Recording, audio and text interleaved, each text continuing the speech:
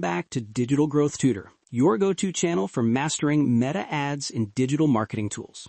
In today's video, I'll show you how to share partner access with your agency in Meta Business Portfolio and give them access to your assets like pages, ad accounts, and pixels. Let's get started.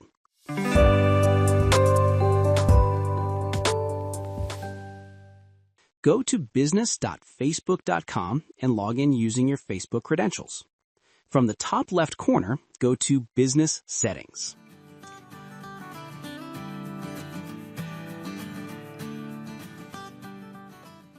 In the left-hand menu, click Partners under the Users section. Click the Add button, then choose Give a Partner Access to Your Assets. Now you'll need to enter your agency's Business Manager ID.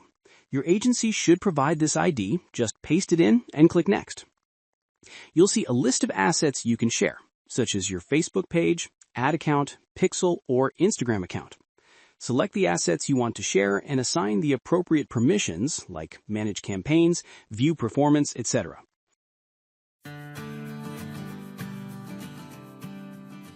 Once done, click Assign Assets. Your agency will now have access to the selected assets and can start managing your campaigns.